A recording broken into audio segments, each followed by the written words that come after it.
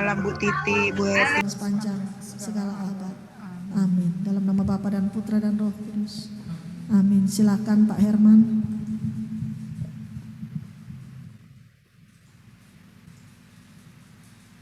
Shalom, apa kabar semuanya? Senang berjumpa kembali, Bu, saudara-saudari sekalian. Perkenalan singkat, saya Septianus Hermanto, saya dari PDPKK Albertus Harapan Indah, yang malam ini kita bersama-sama memuji dan menyembah Tuhan.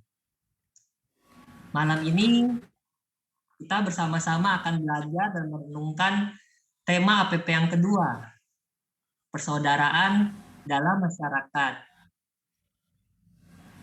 Nah, Bapak Ibu, saudara-saudari yang saya kasihi, tentu kita sadari bahwa kita manusia yang diciptakan Allah sebagai makhluk sosial, di mana manusia tidak bisa hidup sendiri. Kira-kira benar gak? Setuju ya? Mau dia sekaya apapun, sesukses apapun, sehebat apapun, bahkan dalam situasi senang atau susah, manusia tetap membutuhkan kehadiran orang lain, berinteraksi dengan orang lain dalam perjumpaan setiap hari. Terkadang kita bergantung kepada orang lain, membutuhkan pertolongan orang lain. Dalam perjumpaan dengan orang lain di setiap hari, kita hendaknya menyapa siapa saja yang kita jumpai sebagai saudara. Dianggap sesama zaman sekarang, dilihat dari status, kekayaan, ras, golongan, jabatan, relasi, kondisinya, dan lain sebagainya. Contoh, kalau kita ke mall, baru kita lihat-lihat, kita mengamat-ngamati, kita dianggapnya monster, yang hinggap ke sono, yang hinggap kemari. Tapi pas kita beli, baru disapa, ditanya dengan ramah, Bapak, Ibu, dari mana?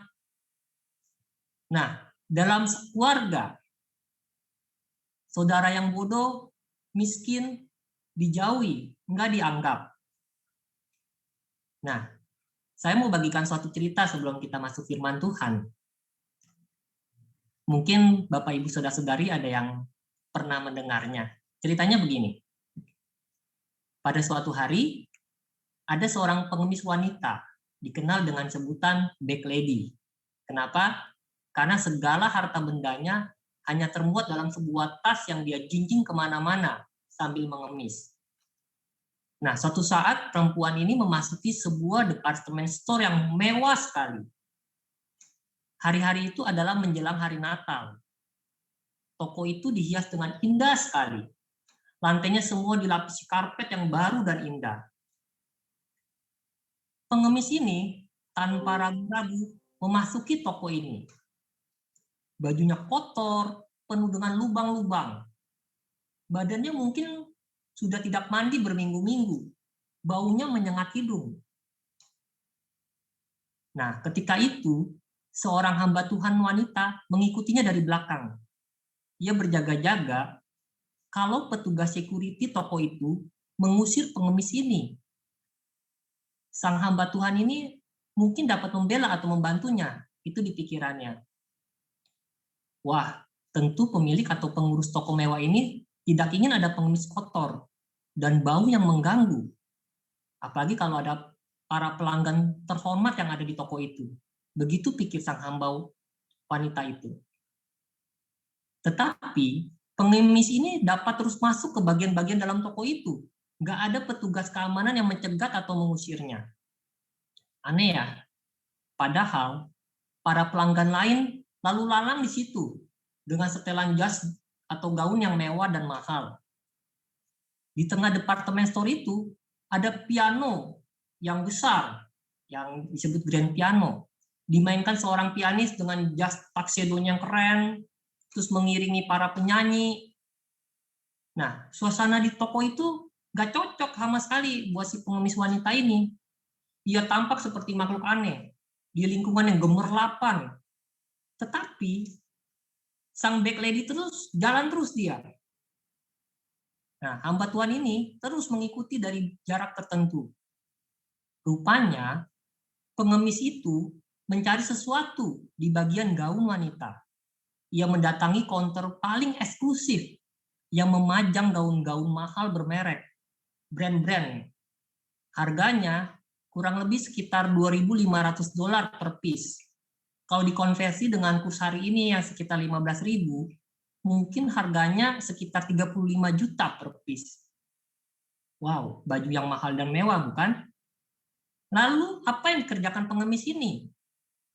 Sang pelayan bertanya, apa yang dapat saya bantu bagi Anda? Kemudian pengemis ini berkata, saya ingin mencoba gaun merah muda itu, katanya. Kalau Anda ada di posisi sang pelayan itu, bagaimana respon Anda kira-kira? Wah, kalau pengemis ini mencobanya, gaun-gaun mahal itu akan menjadi kotor dan bau. Dan pelanggan lain yang melihat mungkin akan jijik untuk membeli baju-baju itu setelah dia pakai. Apalagi baunya itu begitu menyengat, tentu akan merusak gaun-gaun itu. Tetapi mari kita dengarkan apa jawaban sang pelayan toko mewah itu. Dia berkata begini, berapa ukuran yang Anda perlukan? Tidak tahu. Baiklah, mari saya ukur dulu. Kemudian pelayan itu mengambil pita meteran, mendekati pengemis itu diukur bahunya, pinggangnya, panjang badannya. Tentunya bau menusuk hidung itu terhirup ketika ia berdekatan dengan pengemis ini. Ia cuek aja. Ia layani pengemis ini seperti satu-satunya pelanggan yang terhormat yang mengunjungi counternya. Oke, kata pelayan itu, saya sudah dapatkan nomor yang pas untuk Nyonya. Cobalah yang ini. Ia memberikan gaun itu untuk dicoba di kamar pas. Terus pengemis wanita ini bilang, yang ini kurang cocok untuk saya. Apakah saya boleh mencoba yang lain? Oh tentu. Kurang lebih 2 jam loh pelayan ini menghabiskan waktunya untuk melayani sang back lady ini. Apakah pengemis ini akhirnya membeli salah satu gaun yang dicobanya? Tentu saja tidak. Gaun seharga puluhan juta rupiah itu jauh dari jangkauan kemampuan keuangannya. Pengemis itu kemudian pergi begitu saja. Tetapi dengan kepala yang tegak karena ia telah diperlakukan sebagai layaknya seorang manusia. Biasanya ia dipandang sebelah mata. Hari itu, ada seorang pelayan toko yang melayaninya, yang menganggapnya seperti orang penting, yang mau mendengarkan permintaannya. Tetapi mengapa pelayan toko itu repot-repot melayaninya? Bukankah kedatangan pengemis itu membuang-buang waktu dan perlu biaya bagi toko itu? Toko itu harus mengirim gaun-gaun yang sudah dicoba oleh pengemis tadi ke laundry, dicuci bersih agar kembali tampak indah dan tidak bau. Pertanyaan ini juga mengganggu sang hamba Tuhan yang memperhatikan apa yang terjadi di counter itu.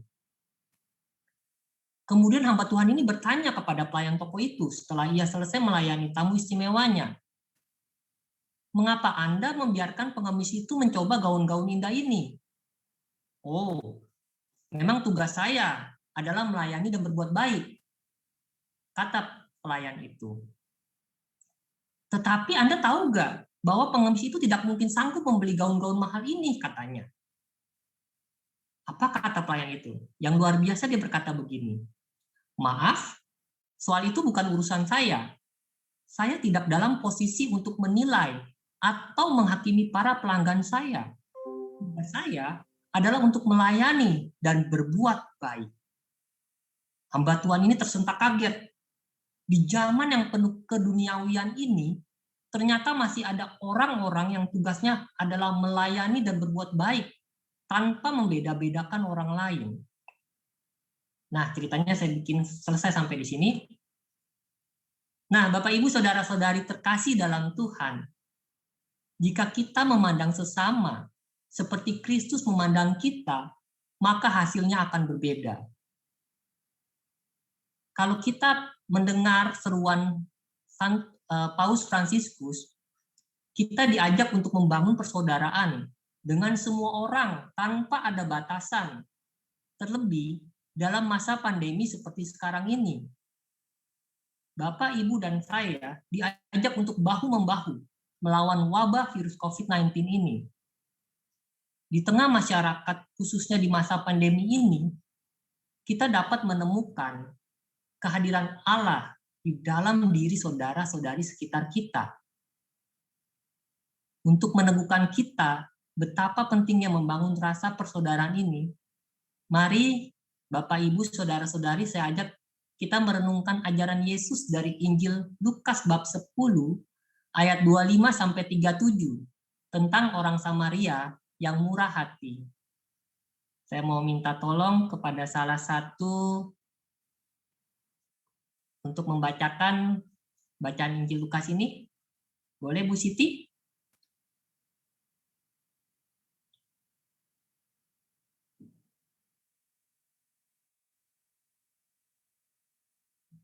Bu Siti, halo.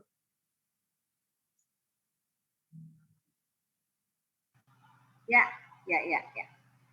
Bacaan kitab suci pada PI yang kedua ini diambil dari Lukas bab 10 ayat 25 sampai 37 tentang orang Samaria yang murah hati.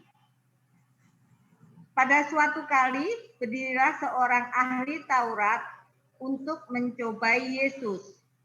Katanya, "Guru, apa yang harus kuperbuat untuk memperoleh hidup yang kekal?" Jawab Yesus kepadanya, "Apa yang tertulis dalam hukum Taurat? Apa yang kau baca di sana?"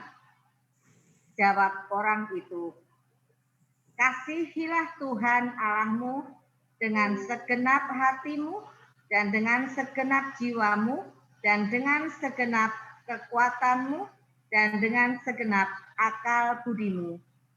Dan kasihilah sesamamu manusia seperti dirimu sendiri." Kata Yesus kepadanya, "Jawabmu itu benar, perbuatlah demikian, maka engkau akan hidup." Tetapi untuk membenarkan dirinya, orang itu berkata kepada Yesus, "Dan siapakah sesamaku manusia itu?" Jawab Yesus, "Adalah seorang yang turun dari Yerusalem ke Yeriko. Ia akan jatuh ke tangan penyamun-penyamun yang bukan saja merampoknya habis-habisan, tetapi yang juga memukulnya, dan yang sesudah itu pergi meninggalkannya setengah mati. Kebetulan ada seorang imam turun melalui jalan itu. Ia melihat orang itu, tetapi ia melewatinya dari seberang jalan. Demikian juga seorang Lewi datang ke tempat itu. Ketika ia melihat orang itu, ia melewatinya dari seberang jalan. Lalu datang seorang Samaria yang sedang dalam perjalanan ke tempat itu. Dan ketika ia melihat orang itu, tergeraklah hatinya oleh belas kasihan. Ia pergi kepadanya, lalu membalut luka-lukanya. Sesudah ia menyiraminya dengan minyak dan anggur. Kemudian ia menaikkan orang itu ke atas keledai tunggangannya sendiri, lalu membawanya ke tempat penginapan dan merawatnya. Keesokan harinya ia menyerahkan 2 dinar kepada pemilik penginapan itu. Katanya, "Rawatlah dia, dan jika kau belanjakan lebih dari ini, aku akan menggantinya waktu aku kembali." Siapakah di antara ketiga orang ini menurut pendapatmu adalah sesama manusia dari orang yang jatuh ke tangan penyamun itu? Jawab orang itu, "Orang yang telah menunjukkan belas kasihan kepadanya." Kata Yesus kepadanya, "Pergilah dan berbuatlah demikian." Demikianlah Injil Yesus. Terpujilah. Terpujilah Kristus. Terima kasih Bu Titi. Ya, sama-sama Bro. Nah, kita tahu Injil Lukas ini sering dikenal sebagai Injil belas kasih. Pernah dengar gak? Kira-kira. Jadi kalau kita mau melihat belas kasih yang banyak sekali, kita lihat di Injil Lukas ini. Karena di situ banyak dikatakan Yesus tergerak hatinya oleh belas kasihan. Banyak bisa kita temukan di dalam Injil Lukas. Nah, dalam perikop di sini, Yesus menggambarkan bahwa kebaikan itu tidak tergantung dari jabatan, kesucian, kebaikan, tetapi itu tergantung dari hati orang itu. Jabatan, kesucian belum tentu mengubah hati seseorang. Jangan sampai saya meraih kesucian, saya puasa, rajin berderma, supaya apa? Supaya dilihat sebagai sebuah prestasi, tapi hatinya tidak berubah. Percuma. Itu yang terjadi dengan ahli Taurat. Jangan-jangan saya pun punya status tinggi, tetapi saya tidak menunjukkan hati yang berbelas kasih. Itulah imam dalam cerita ini. Dalam perumpamaan ini, kita dapat belajar bagaimana membangun persaudaraan dengan orang lain di tengah masyarakat. Tuhan Yesus mengajarkan kita, saudara dan saya, untuk peka terhadap kesulitan orang lain.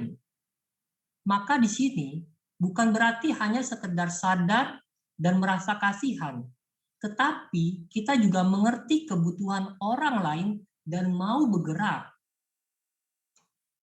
Orang Samaria yang murah hati dalam perumpamaan Yesus ini bukan hanya sekedar melihat dan berlalu begitu saja, tetapi mau bergerak, mau melakukan sesuatu. Diceritakan, ada seorang yang baru turun dari Yerusalem menuju Yeriko, jatuh ke tangan penyamun. Bisa dikatakan bahwa ia adalah seorang Yahudi yang kemungkinan baru pulang dari Bait Allah atau baru pulang beribadah. Ia dirampok, dipukuli, lalu ditinggalkan begitu saja setengah mati. Artinya apa setengah mati? Artinya hampir mati. Jadi kalau dia tidak ditolong, bisa mati. Ia ditinggalkan layaknya bukan seorang manusia. Bacaan ini mengajak saudara-saudari dan saya untuk merefleksikan diri. Apakah saudara dan saya selama ini mengaku beragama, aktif pelayanan, ikut perayaan Ekaristi, dan sebagainya. Tetapi apakah saudara dan saya mau atau enggan untuk melakukan sesuatu bagi sesama kita? Saudara dan saya diingatkan untuk tergerak melakukan sesuatu karena melihat orang lain sebagai saudara dan kehadiran Tuhan di dalam diri mereka. Mari kita lihat dalam bacaan ini. Pertama, imam dan orang Lewi. Mereka adalah orang-orang yang tahu hukum Taurat, tetapi justru dengan pengetahuan tentang firman Tuhan, mereka menghindar untuk berbuat kasih. Mereka orang rohani yang ngomong tentang Tuhan seharusnya memiliki kasih, tetapi melewati dari seberang jalan. Walaupun mereka punya alibi yang masuk akal. Imam dan orang Lewi yang baru saja melayani di Bait Allah, artinya iman mereka seharusnya baru saja disegarkan. Ketika melewati tempat di mana orang yang sekarat itu berada, menolak untuk menolong. Alasannya hanya karena mereka tidak mau menjadi najis, karena bersentuhan dengan darah, atau apalagi kalau ternyata orang tersebut sudah meninggal. Mereka terikat pada hukum ketahiran, sehingga tidak boleh menyentuh barang yang najis. Para imam dan Lewi tidak boleh melayani ibadat dalam keadaan najis, karena mereka harus bersentuhan dengan barang-barang kudus di bait Allah. Oleh karena itu, wajib untuk menjaga ketahiran.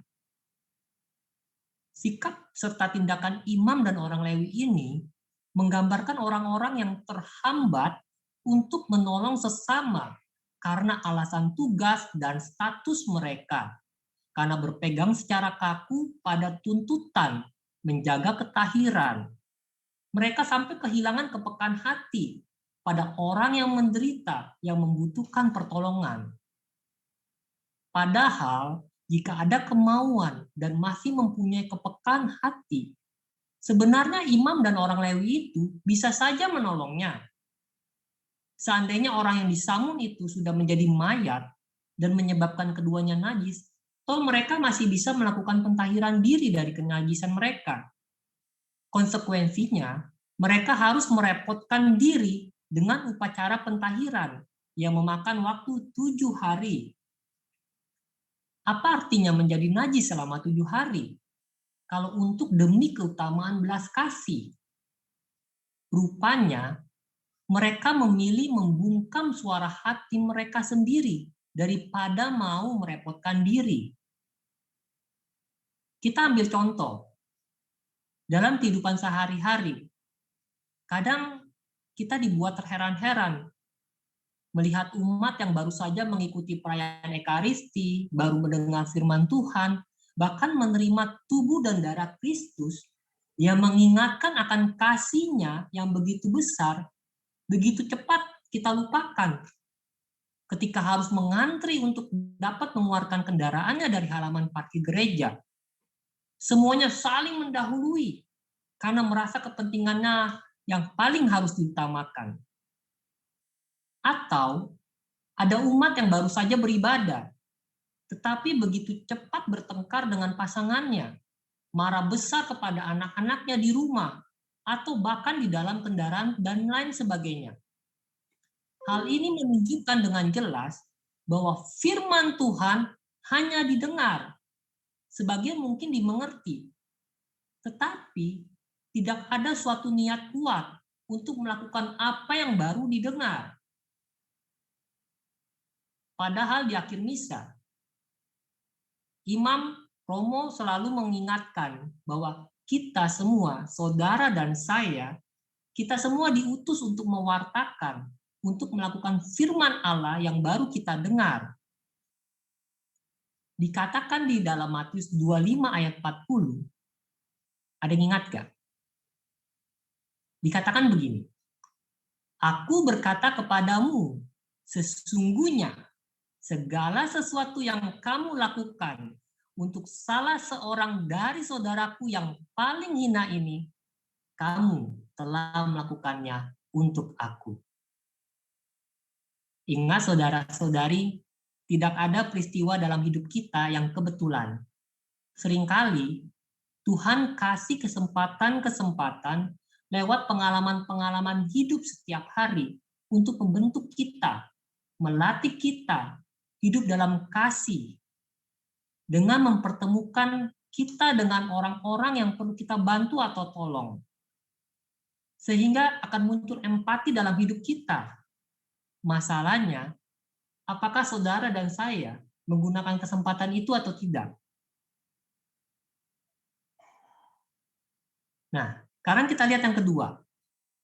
Orang Samaria, ketika melewati tempat itu, dia yang dianggap kafir oleh orang Yahudi, dianggap tidak mengenal firman Tuhan, dan selama ini bangsanya itu bangsa Yahudi yang secara turun-temurun saling bermusuhan, bentrok-bentrokan. Ketika dia melihat orang yang sedang sekarat itu, sekalipun dia tahu bahwa orang tersebut adalah orang Yahudi, karena tergerak oleh belas kasih-Nya, ia menolong orang tersebut dengan tulus dan sungguh-sungguh.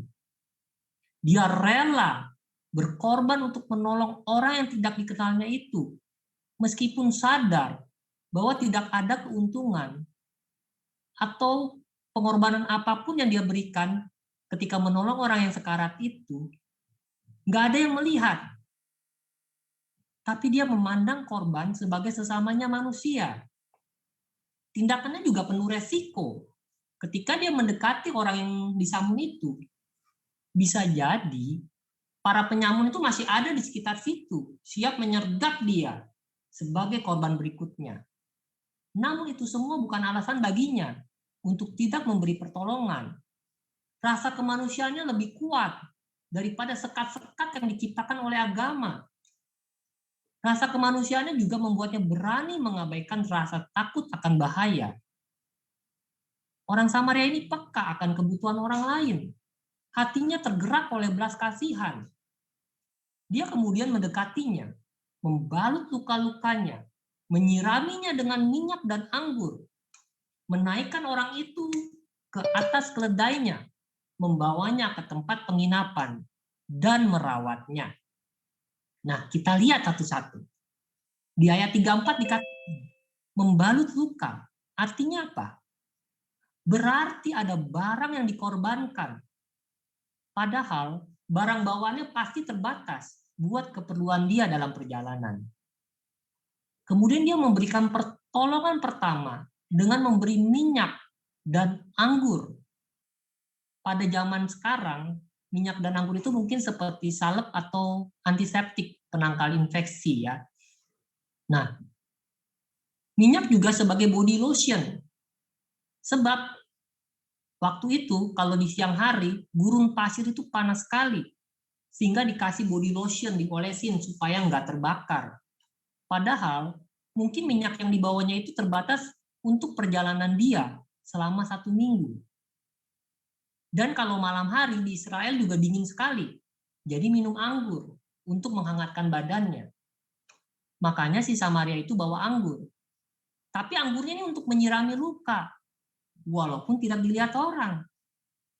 Kita lihat, 2 barang yang penting ini bagi diri orang Samaria ini untuk perjalanan dia dipakai untuk menolong orang lain. Diberikan dengan cara menyiram. Lihat, menyiram berarti tidak memikirkan kepentingan diri sendiri. Tidak pikirin kebutuhan dirinya sendiri. Tidak hitung-hitungan untung ruginya. Walaupun barang yang dibawanya terbatas, tapi dia berikan tanpa tanggung-tanggung. Karena si korban tidak dapat bangun dan berjalan, orang Samaria ini menaikkannya ke atas keledainya sendiri. Itu berarti dia harus rela berjalan kaki sambil menuntun keledainya menuju ke penginapan. Luar biasa kan? Sesampainya di penginapan, orang Samaria ini masih menunjukkan kebaikan hatinya dengan merawat si sakit. Akan tetapi, dia rupanya ingat, oh saya harus pergi nih, ada urusan yang harus saya selesaikan. Tapi kita lihat Bapak Ibu Saudara-saudari, karena ketulusan hatinya yang luar biasa, orang Samaria itu menyerahkan perawatan si sakit kepada pemilik rumah penginapan. Dia rela mengeluarkan uang pribadinya untuk mengganti biayanya. Uang 2 dinar dikasih kepada pemilik penginapan. 2 dinar itu senilai dengan upah bekerja selama 2 hari. Dan dibilang, jika masih ada kekurangan, orang Samaria itu akan menggantinya setelah urusan bisnisnya selesai. Jadi, orang Samaria tersebut melakukan pertolongan yang tulus dari awal sampai akhir, bukan demi tujuan pribadi, tetapi karena belas kasihan. Orang Samaria itu bukan hanya rela meluangkan waktunya, tenaganya, tapi juga rela mengeluarkan hartanya. Kalau kita pernah membaca di Kolose 3 ayat 23, dikatakan apa? Apapun yang kamu perbuat, perbuatlah dengan segenap hatimu, seperti untuk Tuhan dan bukan untuk manusia. Contoh, Bapak Ibu Saudara-saudari, kalau kita memberi sesuatu, itu harus dengan belas kasihan. Kadang-kadang kita memberi dengan berharap dibalas. Jangan ketika kita memberi, terus mindset-nya berkata, udah bagus saya beri, udah bagus saya bantu. Tapi kita ingat, sebagai anak Tuhan, ketika melakukan sesuatu, lakukan untuk kemuliaan Tuhan. Contoh dalam pelayanan PDPKK, semua pekerjaan yang dipercayakan kepada saudara dan saya, kita lakukan dengan sungguh-sungguh. Jangan pernah merasa rugi. Apalagi kita bilang, nggak ada yang lihat, untungnya apa buat saya, dan lain sebagainya. Tapi karena semua dilakukan untuk memuliakan Tuhan. Banyak sekali orang melakukan kebaikan, bekerja untuk Tuhan, tapi belum tentu dengan segenap hati, segenap jiwa. Mungkin hanya untuk kelihatan dia rohani, untuk dilihat oleh orang. Tetapi yang Tuhan mau, apapun yang saudara-saudari dan saya lakukan untuk Tuhan, kita lakukannya dengan segenap hati, segenap jiwa, dengan segenap kekuatan kita, dengan segenap apa yang kita punya. Nah, kedekatan kita dengan Tuhan, kekudusan diri seseorang bukan ditentukan oleh pengetahuannya, tetapi apa yang diperbuatnya. Apa yang kita lakukan, apa yang kita ucapkan adalah cermin dari apa yang ada di dalam hati dan pikiran kita. Yesus menjelaskan bahwa orang yang punya status dekat dengan Tuhan tidak otomatis hatinya mempunyai hati yang berbelas kasih. Berbeda dengan orang Samaria ini. Yesus mau berbicara tentang kualitas sebuah pelayanan, totalitas sebuah pertolongan, total, tidak setengah-setengah. Nah, saya mau membagikan kepada Bapak, Ibu, Saudara-saudari, ada 3 hal tentang belas kasih. Bagaimana cara saudara dan saya mewujudkan belas kasih di tengah masyarakat? Pertama, untuk berbelas kasih, pertama-tama harus spontan. Spontan itu artinya apa? Nggak terlalu banyak pikir. Contoh ketika di jalan, saudara dan saya melihat ada kecelakaan, jeder, orang terpapar, berdarah-darah. Ketika kita mendekat, dalam hati kita berkata, ih, kasihan ya. Tetapi kita nggak lakukan apa-apa. Di pikiran kita takut. Kalau saya nolongin orang itu, nanti mobil saya kotor.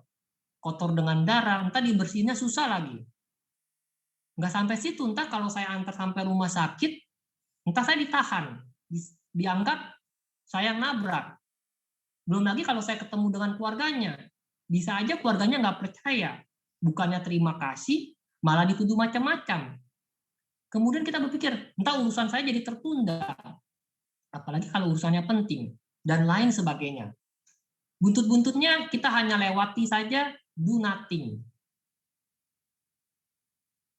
Tindakan pertolongan itu nggak perlu banyak pertimbangan. Ketika kita melihat apa yang dibutuhkan orang yang kita lihat, kita langsung lakukan. Itu artinya spontan. Yang kedua, tindakan belas kasih itu sifatnya harus universal. Artinya, saya tidak pernah memperhitungkan apakah orang itu pernah berbuat baik kepada saya atau bukan, atau belum. Apakah dia satu suku, apakah dia seagama, apakah dia orang yang pernah jahat sama saya, dan lain sebagainya. Kalau saya berbuat baik kepada karena orang itu pernah berbuat baik pada saya, itu namanya bukan belas kasih, tetapi utang budi. Itu bukan belas kasih, tetapi bayar hutang budi. Menyedihkan sekali bukan? Di tempat kita, contohnya ya, kalau kita buat pesta perkawinan, kita selalu catat, kita tulis, si A ini ngasih amplopnya berapa, si B ngasih berapa, dengan harapan nanti kalau dia buat pesta kawin lagi, saya kasih juga sebesar yang dia kasih. Oh, dia kemarin kasih 100.000, nanti kalau dia ngadain pesta lagi, saya kasih 100.000. Lihat, ini jelas bukan belas kasih. Karena orang memperhitungkan kebaikan orang lain. Dan harus membalas kebaikan itu. Ini bukan ajaran Yesus. Kebaikan itu tidak pandang bulu, siapapun dia. Yang ketiga, belas kasih itu konkret. Artinya harus ada tindakan nyata untuk menolong. Jadi, mari kita bersama-sama, saudara dan saya, kita belajar di masa Prapaskah ini, kita belajar lapar. Lapar sedikit nggak apa-apa. Biar orang lain juga ikut menikmati apa yang menjadi hak kita. Jadi belas kasih itu membuat orang bisa menikmati apa yang menjadi hak saya. Tindakan kasih itu tidak perlu pakai proposal, nggak perlu SOP, nggak harus besar. Saudara dan saya bisa lakukan dari yang kecil, yang sederhana. Misal, ketika di bus ada lansia atau ibu hamilnya udah besar lagi.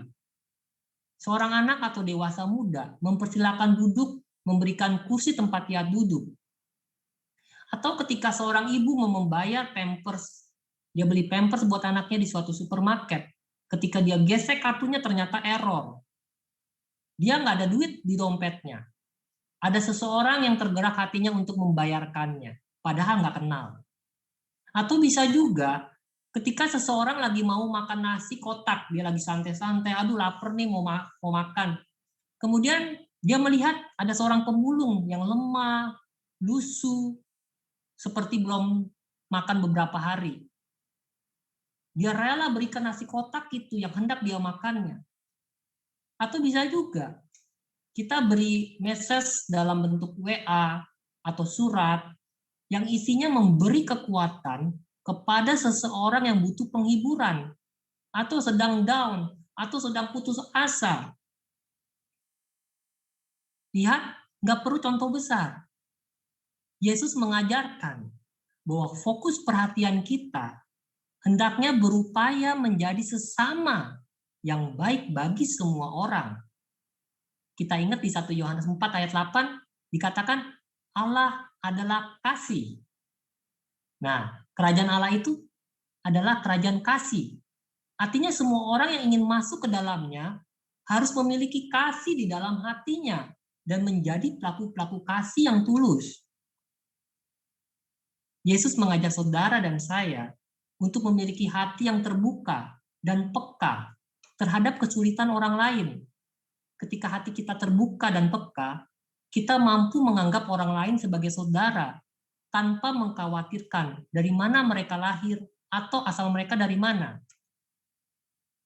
Dalam refleksi APP kedua ini, kita diajak untuk menyadari spiritualitas persaudaraan, yaitu alasan kita untuk mengasihi dan menerima semua saudara-saudari kita, yaitu Tuhan sendiri hadir dalam diri sesama kita yang memerlukan. Semasa pandemi ini, banyak hal yang dapat kita lakukan untuk membangun persaudaraan di tengah masyarakat. Nah, saya mau sharing di komplek perumahan tempat saya tinggal, ya, ada sekitar 60 orang yang terkena COVID.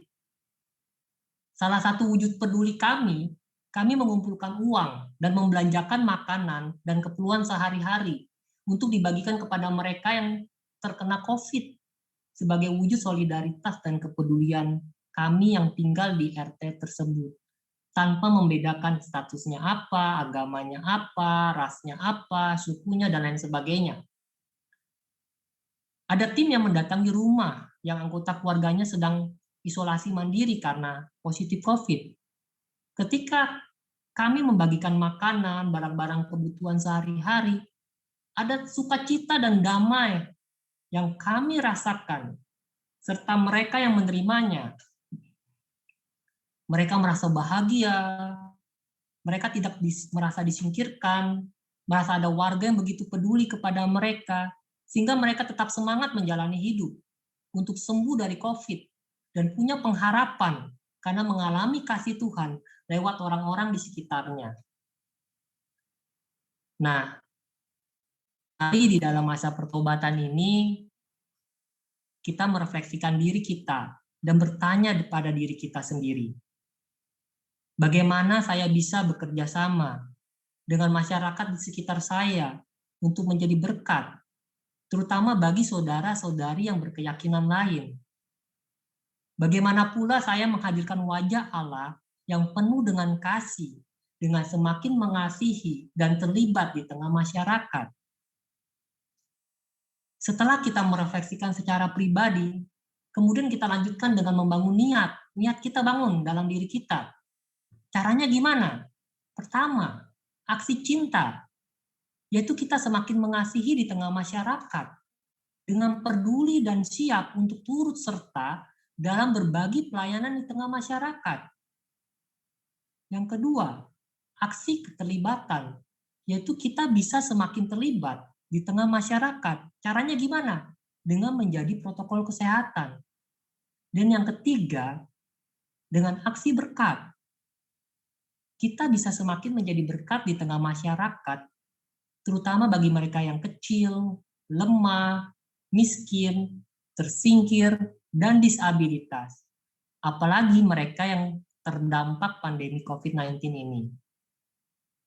Semoga di masa tobat ini, saudara dan saya, kita dapat menemukan kehadiran Allah dalam diri kita masing-masing dan dalam diri saudara-saudara di sekitar kita. Mari kita berlomba-lomba dalam berbuat kasih. Syukurilah limpahan berkat Tuhan kepada saudara dan saya dengan cara mengasihinya melalui kasih kita kepada sesama kita. Dengan begitu, kita dapat dilayakkan masuk ke dalam kerajaan yang kekal. Mari saya undang saudara-saudari, kita menutup renungan APP kedua ini. Kita tutup dengan doa. Dalam nama Bapa dan Putra dan Roh Kudus. Amin. Bapa dalam surga, terima kasih kami boleh belajar malam ini bagaimana membangun persaudaraan dalam masyarakat, mewujudkannya dengan niat-niat yang baik dalam diri kami. Mampukan kami Bapa, hanya dengan pertolongan rahmat-Mu yang dapat menjadikan kami manusia yang luar biasa, menjadikan siapapun sebagai saudara tanpa melihat siapapun itu, dan mampukan kami dengan pertolongan Roh Kudus-Mu Bapa, untuk dapat mengasihi, memberikan yang terbaik dalam diri kami, apa yang bisa kami lakukan hanya untuk memuliakan nama-Mu. Terima kasih Bapa, dengan perantaraan Tuhan Yesus Kristus kami berdoa dan mengucap syukur. Amin. Dalam Bapa dan Putra dan Roh Kudus. Amin. Pelayanannya pada malam hari ini, Tuhan Yesus selalu memberkati Pak Herman dan keluarga. Amin. Banyak sekali yang kita dapat ya. Terima kasih pembelajaran pada malam hari ini. Biar kita dapat laksanakan dalam kehidupan kita sehari-hari. Mari kita mau memberikan yang terbaik buat Tuhan kita. Kita mau nyatakan rasa syukur kita karena Tuhan sudah memberi